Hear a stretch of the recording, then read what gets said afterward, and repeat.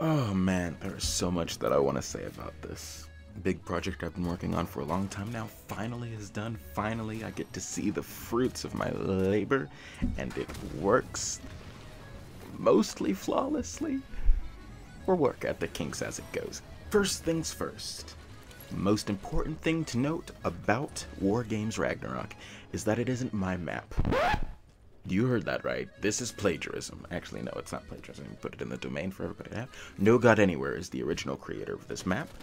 And if you want the raw, unmessed with actual version of that, go to his file share. That's where you're going to find it. It's a great map. I'm a scripter. I'm not a cartographer because I'm Garbo at it. With that out of the way, let's get to my contribution. So Wargames Ragnarok is a game mode completely centered around the fact that I miss armor abilities in Halo.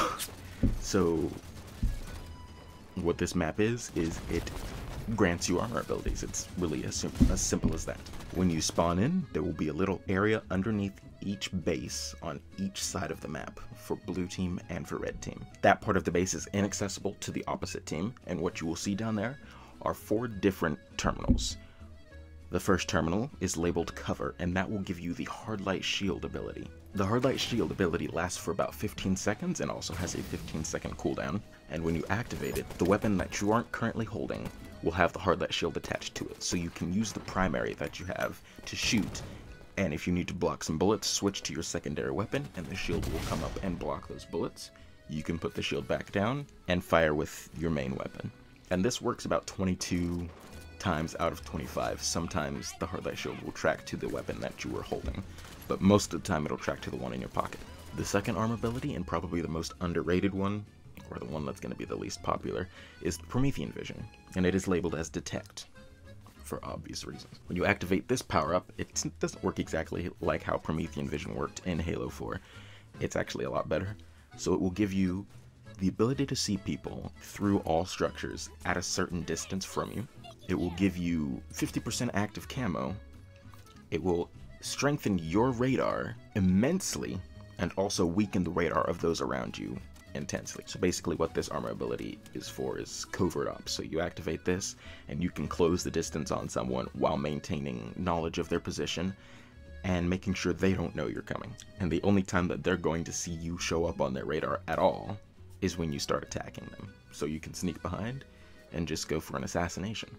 Third is the jetpack, and that is labeled Fly on the terminal. This is pretty straightforward. It's the jetpack. You activate it, and for 3 seconds, carrying you into the air and giving you either a vantage point or an opportunity to slam dunk on some fools, or really just bamboozle someone by being in a location that they didn't expect you to be. The only problem I see with the jetpack power-up is that you can't cancel it once it's activated. So for 3 seconds, if you jump, you're going to be airborne, and you will remain airborne for the duration of that 3 seconds. If you don't jump, then it won't activate. And the final power-up that you'll have access to is the Portable Bubble Shield. Now, this wasn't a Halo 4 thing. This wasn't a Halo anything thing. This is just something that I created because when I tried to make auto sentry, it sucked. Imagine that auto sentry wasn't good. Portable Bubble Shield is just that. It's a bubble shield that surrounds you and protects you from oncoming fire, omnidirectionally, with the exception of directly below you and directly above you. Yes is 360, protects you from all angles, and so to make that a little less desirable than the Hard Light Shield, it only lasts for 5 seconds. It has a cooldown of 14 seconds, so when you activate it, you won't be able to use it again when it finishes for 14 more seconds. So basically 20 seconds. And also, you can't shoot out of it. When you activate it, it's completely a two-way blocker. You can't shoot out, they can't shoot in, so your only option for if you want to kill someone is to close the distance and hope the shield goes down in time. Now, it can be used, of course, just to activate it and regen and then get back in the fight. But that's a two-way street. You can use it to save yourself, but you're also protecting your enemy from your own shots. Important thing to note, when you select your power-up, it will initially kill you, just to get you out of that zone. It keeps people from going in there, spamming all of them, and then they're the only one with a power-up on your team. But if you do want to switch power-ups, you'll just go to the front of your base, and there will be another terminal there with a reset label on it.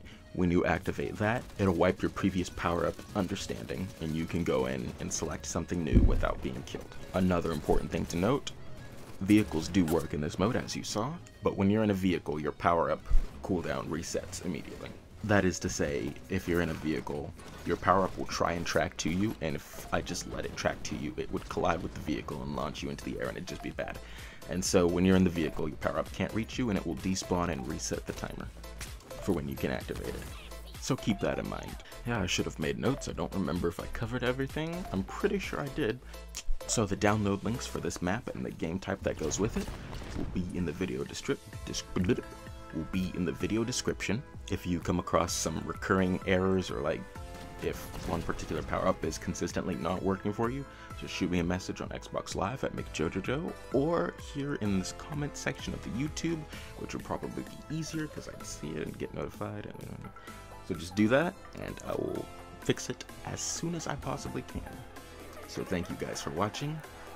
Enjoy, and I will see you in the next video.